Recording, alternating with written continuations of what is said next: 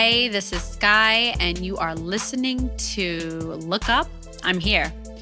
So this episode is called The Forbidden, and it's just going to lead you into when and how Sky, me, got forbidden, done the forbidden, seen the forbidden, and so I decided to call it The Forbidden because a lot of Arab girls today do a lot of forbidden things that are not looked upon in the neighborhood or in the community or within our families, against our culture, against the religion.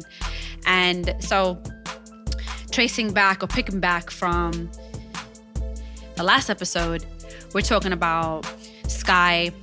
I met him. I fell in love with him. He gave me the attention. He taught me things. Gave me some guidance, street guidance, love, my hormone, my first kiss. I was all over the place. I didn't know what to do. Also, I was afraid. I picked him only because I was afraid that my dad at one point was going to be like, all right, it's time for you to go to Yemen, about to get married. And the family feud, the fighting, feeling disconnected with my siblings, the resentment with the family because, I didn't belong. Parents divorced, remarried, had kids, started building their own thing. And I'm like, what about me, right? Not let alone that you wasn't even listening to me. And questions I had, you wasn't even there to help me.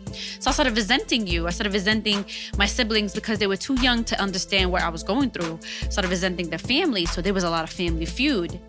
I felt bullied at home. My dad, the community, I was gaining weight. I was this chubby little Arab girl. And school, my appearance in school, people were just looking at me crazy, except for this boy, And when I say this boy, he was young, right? He was like maybe 19, 20. So let's just say young man.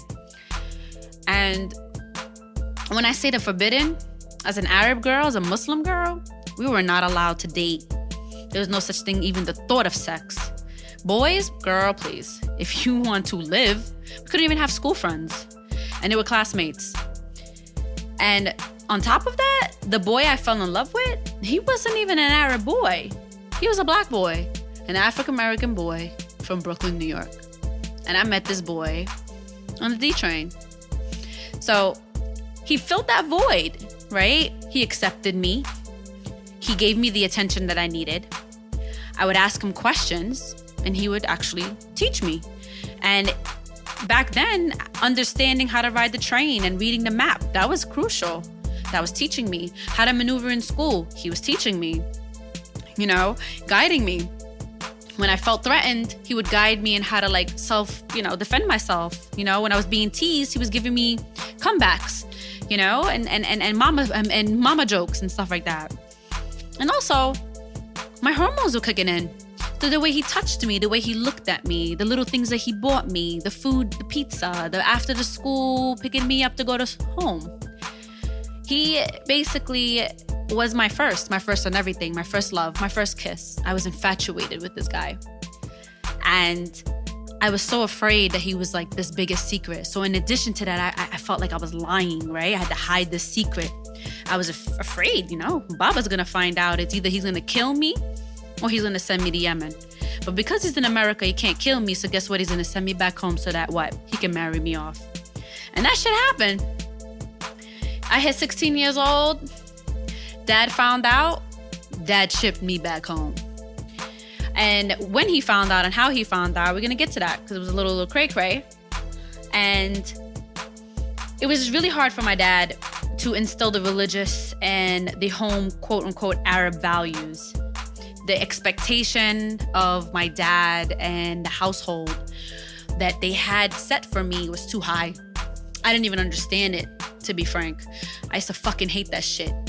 And, if I couldn't make tea, if I couldn't clean the dishes, and if I couldn't do this, and I couldn't help take care of my siblings and my step-siblings, it was just like, Susan.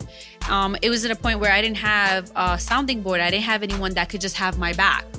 And my poor stepmother, she looked out for me. She tried her best with my dad, but he was hard-headed. He was adamant. It was his way or the highway. And as I got older, he got tougher. And I always felt like his friends, and family they just felt like they just was against me. My mom's side, her husband was all over the place, you know, and my mom was just trying to maintain her relationship with him and the children that she had by him. That in some ways I just was like a servant, you know, help, serve, give this, do that, do this, come home, be, you know, don't have him catch you outside by yourself, you know, come home before. It was all these rules, and it was just based on fear. You don't want your stepfather to be all up in your business, but then you don't want your dad to find out anything of your business. So I didn't have that woman to woman, mom to mom relationship where I felt like I can trust and they had my back. Because let alone answering the questions, how can you defend me if you couldn't even answer my questions? So my dad was just always threatening me. You're going to Yemen, you act like this, you're going to Yemen, you act out, I'm sending you Yemen, I'm sending you to Yemen, I'm sending you to Yemen. I grew up like, yo, I make one false move, I fart, I'm gonna go to fucking Yemen. And I resented him. I started to hate him. He and I it became hostile, you know. He lost trust in me, I lost trust in him. And as a parent, I feel like he lost that control of me, and it gave him rage. And as he was in rage, I was in resentment, and it was just a back and forth thing. Like, it was just me and him clashing. He would come home from work, and I'm there from school. I'm over here stuttering because I'm trying to remember, right? So I'll be home on the phone, like talking to one of my friends, and he would come in and he would just be enraged because he wants to know what time that I got home, and did I get home exactly at 4:30? And then he would automatically take the phone and just start wailing. And it would be like, yo, every single movement I made around you, you hated me. And so as I got older, I was just like, yo, fuck this shit. I can't do this anymore. And my only sounding board was the forbidden. It was the black boy that I fell in love with, whom never yelled at me, never screamed at me, was just there for me and hugged me and picked me up in the morning from the train station and took me to school. And mind you, that was a 9th grade. I was a 10th grader there, where I'm still trying to figure out how I can belong. At home, I didn't belong. At school, I didn't belong. I couldn't hang out, so I didn't know if I even belonged in the playground. You know, I couldn't be outside and hanging out in front of the, you know, on the block because I wasn't allowed. So therefore, I can't even say that did I belong or I didn't belong. And I'm sure like a few people that know me who are probably listening to this, you know, to this audiobook / podcast are going to be like, yeah, I remember. You know, I remember that I couldn't go out and I couldn't go to birthday parties and I couldn't go to after school and I couldn't do a lot of things. They were my friends only in school, and it only picked up when I showed up at school, from junior high school and high school. So I'm not saying that this is more like the abuse, but it was the cultural norm in my home. And this is how dads sustained and controlled their daughters to avoid problems and regrets and frustrations and beatings and all of this stuff, right? So they had to instill this fear in their daughters, right? And so that's exactly what happened. And I'm a person, you know, to this date that I question, and I come at you and I come to you and be like, yo, you wrong, you know, like, nah, explain to me. I don't understand. Help me help you. And, you know, this is a very, very hype topic for me, right? Because this is the forbidden. It takes you from the transition. And then you're going to be like, oh, Sky was no joke. You know what I'm trying to say? Like, I packed up my bags and I said, I'm out. And I ran away. 16, 17-year-old ran away. I was out. I took a little bag, put a little bit of things in there. I found my passport, my social security card, my school ID, my immunization card. I don't know why I had it, but I had it. And I left with just a jumper on, sneakers, and my hair in a ponytail.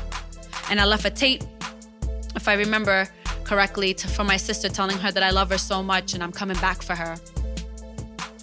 And I ran away, and I did not look back. And I think that's when everything rattled my home. My dad was going crazy. My mom was going crazy.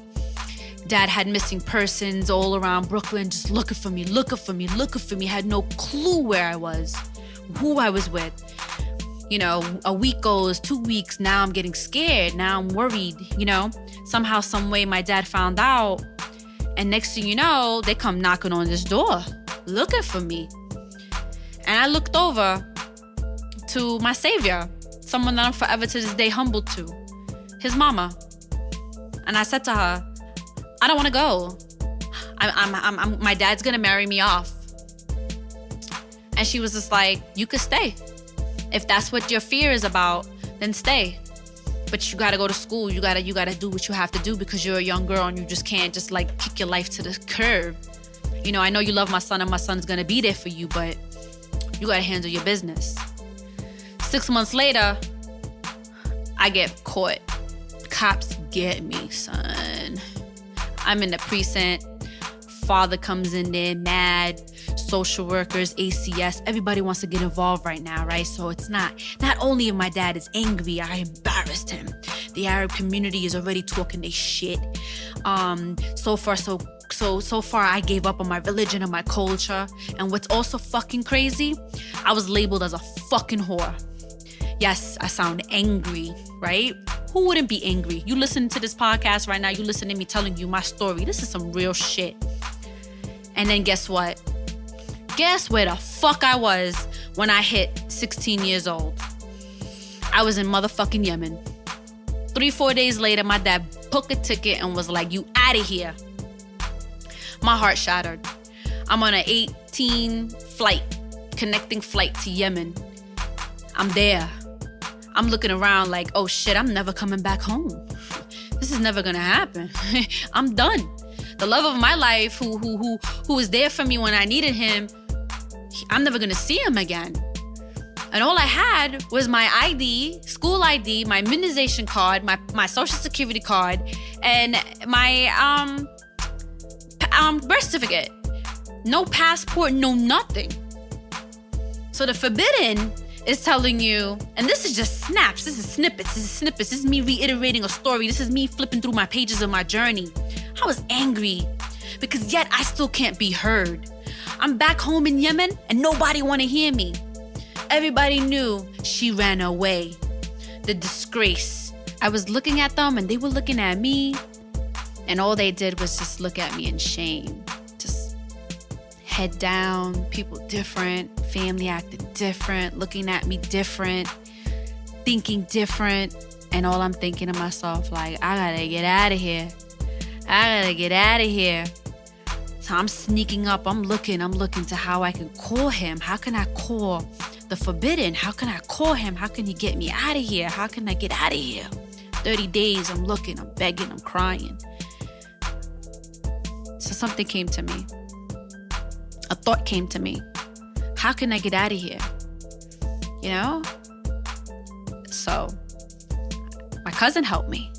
She's a little girl. And I said to her, come, help me. I need to get to the American embassy. She's like, okay. So we figured it out. I'm talking. I go to the store. I talk to people at the store. I got the hijab on. Everything's covered up.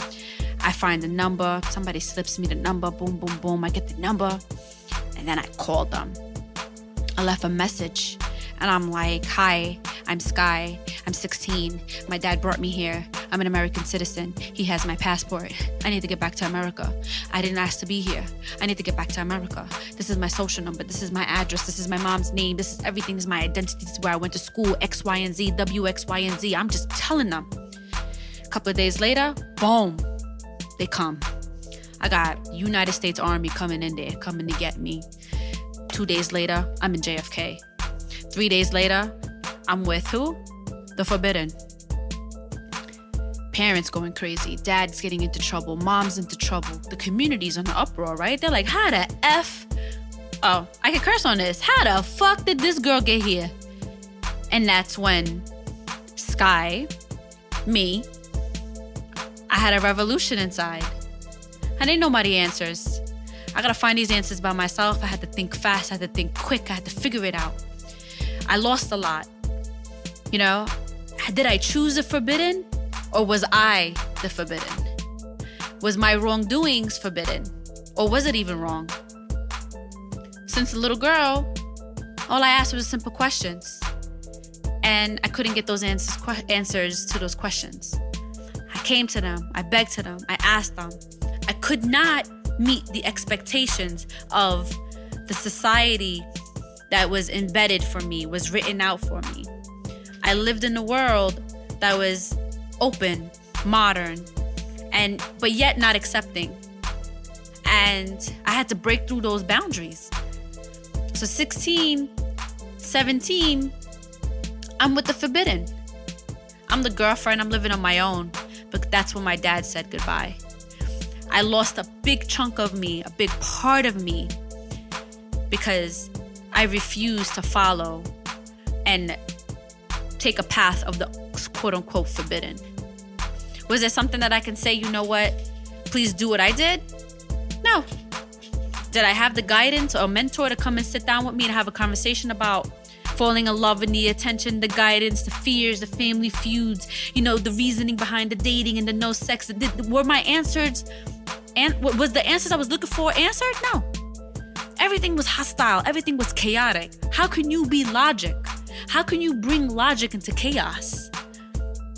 When I grew up in chaos, and it started when I asked the first simple question. So me telling you this fruit part of my journey, it's the true essence, the foundation of who I am today, fast forward from forbidden and ongoing. So this is a journey. We flipped through the pages. I reiterated my story within this 16-minute, 17-minute block. And welcome aboard. I'm glad you enjoyed this excursion. I'm gonna see you on the next one. Peace.